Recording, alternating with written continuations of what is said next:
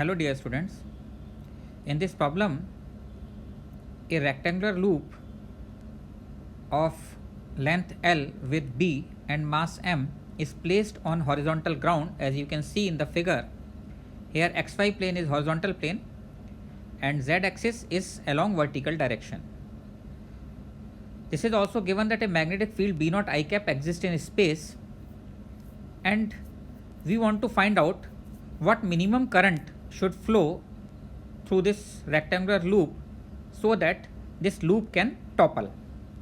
अब इस प्रॉब्लम में अगर हम देखें बच्चों तो करंट के फ्लो होने की वजह से हर वायर पर एक फोर्स लगेगा. नेट फोर्स ज़ीरो होगा यूनिफॉर्म मैग्नेटिक फील्ड में, बट कुछ ना कुछ टॉर्क आएगा, और वो टॉर्क करंट की वजह से जो टॉर्क आएगा वो अगर ग्रेविटी के टॉर्क को, mg के टॉर्क को एक्सीड कर जाएगा, बिकॉज ये हॉरिजॉन्टल प्लेन में रखी हुई है.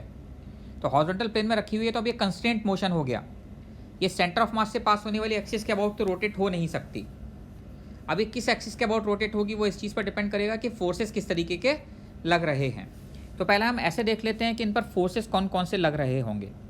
तो देखिए ये बात तो क्लियर है कि BC पर जो फोर्स लग रहा होगा और जो फोर्स DA पर लग रहा होगा ये दोनों ज़ीरो होंगे. क्यों ज़ीरो होंगे? Because I into L cross B होता है. तो L क्रॉस बी इस केस में क्या हो जाएगा? ज़ीरो हो जाएगा, बिकॉज L और B दोनों पैरेलल या एंटी पैरेलल हो जाएंगे. तो इन दोनों पर तो फोर्स ज़ीरो है.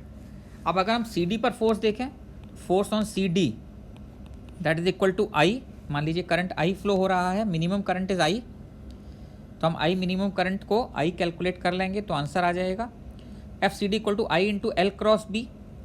L लेंथ यहाँ पर विथ B हो जाती है और करंट फ्लो हो रहा है माइनस J के अलोंग, नेगेटिव I के along, cross B not I cap.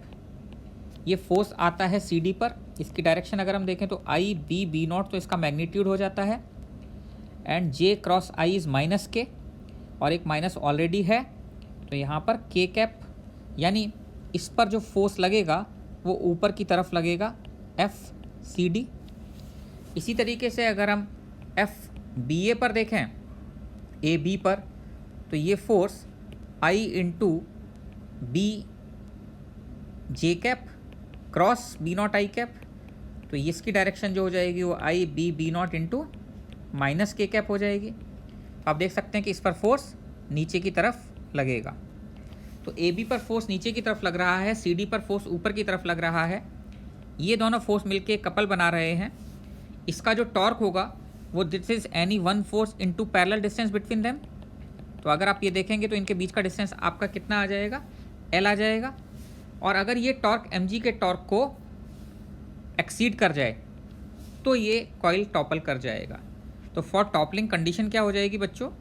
For toppling, torque due to magnetic force should exceed torque due to mg.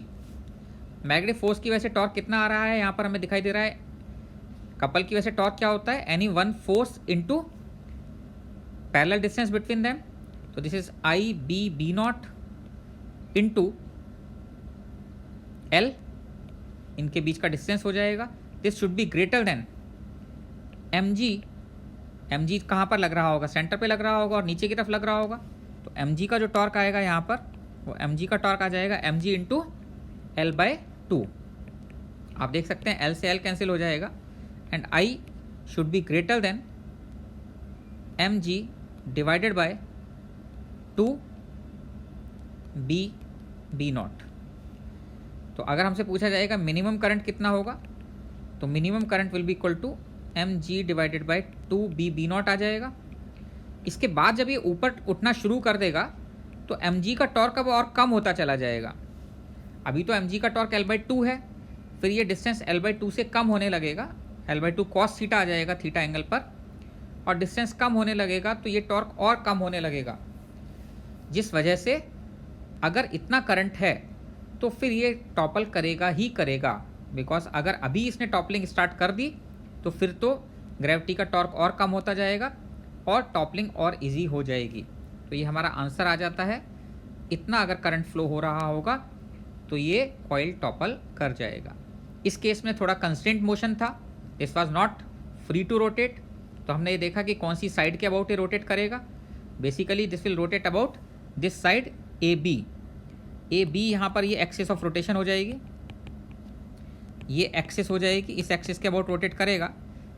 लेकिन हमें पता है कि मैग्नेटिक फील्ड में जो टॉर्क होता है वो कपल का टॉर्क होता है, वो एक्सिस ऑफ रोटेशन पर डिपेंड नहीं करता है, moment of inertia axis of rotation पर डिपेंड करता है।